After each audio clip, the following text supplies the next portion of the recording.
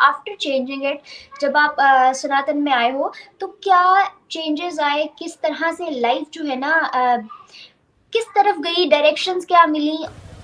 भगवान राम हर एक के भगवान। When I came into a Hindu, I was appreciated, I was respected, I was loved, which I think most of the women को नहीं मिलता है. Especially when you go in the other cults, you do not get that kind of respect. लेकिन उन्होंने एक sentence बोलने को ये नहीं समझा, गवारा नहीं किया कि वो वहाँ की लड़कियों के स्कूल के लिए, हक के लिए बोल दें. ये बहुत शेमफुल और बहुत ज़्यादा रिग्रेसिव नैरेटिव है, ख़ास तौर पर एक एक्स प्राइम मिनिस्टर के लिए. इन दोनों में मैंने बहुत वास्ट डिफरेंस देखा है.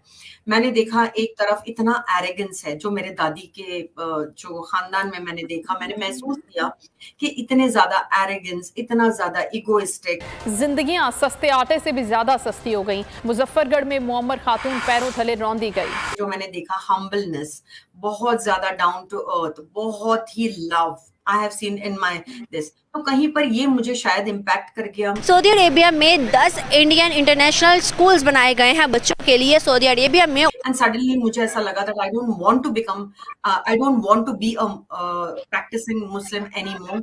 I gave up. जिनको सारी दुनिया टेररिस्ट मानती है, जो खुद अपने मुंह से कबूल चुके हैं कई अपने गुनाह. तो मुझे एक ही बात सनातन की जो बहुत अच्छी लगती है, that you are not forced to do anything, whether आप एक women हो. In your teenage, you were not in the same religion which you are having right now.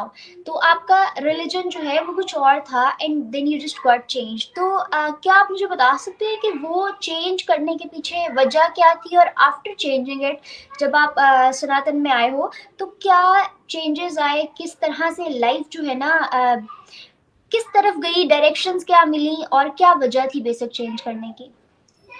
जी हाँ, मैं आपको बताना चाहती हूँ कि I was born in a Muslim family. मैं एक प्रॉपर मुस्लिम फैमिली में बॉर्न हुई हूँ.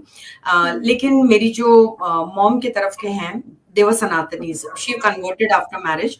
उन्होंने इस्लाम कबूल किया और वो एक प्रैक्टिसिंग इस्लामी बन गई. मैंने बचपन में कुरान पढ़ी, जिस तरीके से हर घर में पढ़ाई जाती है. हमने कुरान पढ़ना सीखा. उसके बाद उसको मायने से मैं नहीं जानती थी ना, मैंने कभी, मतलब मैं बहुत छोटी थी, तो वी जस्ट रेड कि हाँ हमने कुरान पढ़ ली है, because we all are suppose to do that. तो बचपन में मैंने वो पढ़ लिया. लेकिन मैंने बचपन से एक रवैया देखा है कि मैंने देखा कि मेरे जो ननिहाल के लोग हैं, जो मेरे ननिहाल के लोग और मेरी जो दादी के तरफ के लोग, इन दोनों में मैंने बहुत वास्ट डिफरेंस देखा है. मैंने देखा एक तरफ इतना एरोगेंस है जो मेरे दादी के जो खानदान में मैंने देखा, मैंने महसूस किया कि इतने ज्यादा एरोगेंस, इतना ज्यादा इगोइस्टिक, इतने ज्यादा एग्रेसिवनेस मैंने देखा है इन माय दादी के इधर. और मेरे ननिहाल में जो मैंने देखा हम्बलनेस, बहुत ज्यादा डाउन टू अर्थ, बहुत ही love I have seen in my this. तो कहीं पर ये मुझे शायद इम्पैक्ट कर गया. When I grew, जब मैं मतलब समझो 19 साल की थी, तब मैंने थोड़ा थोड़ा कुरान के मायने जानने लग गई. And I'll tell you something just triggered, मुझ में ट्रिगर हुआ.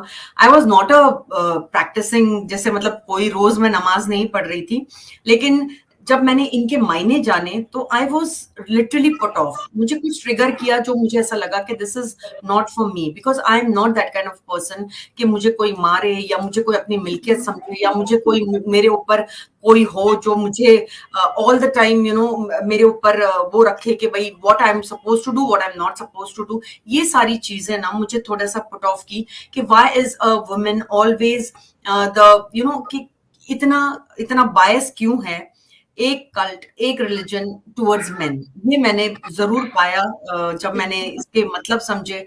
मैंने जब थोड़ा बहुत हदीस के बारे में जाना तो मैंने ये बहुत कुछ देखा.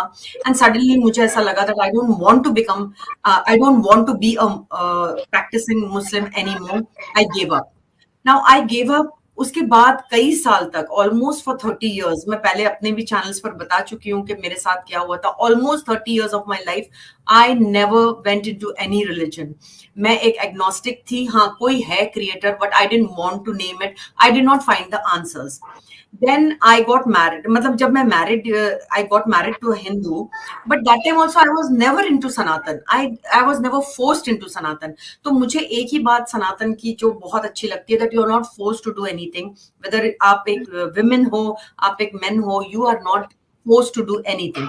At least I was not forced by my husband कि भाई आप ये करो या आप सनातन में आ जाओ, या आप, अगर मैं बुद्धिस्ट भी बनती तो भी उनको प्रॉब्लम नहीं होता, अगर मैं कैथलिक बनती तो भी, मतलब they give space, and space is very important for me. शायद मेरे नेचर में है ये, that I love to have space and give space. तो मैं बहुत सालों के बाद, when I was in my 50s, that is the time when I went into Sanatan, when I started exploring. उसके पहले मैंने बुद्धिज्म भी थोड़ा बहुत just to know what it is exactly, वो थोड़ा बहुत पढ़ा था. Then I came into the Sanatan fold. तो ये मेरी पूरी जर्नी रही है मेरे लाइफ की. और आपका दूसरा क्वेश्चन क्या था? I just forgot about it.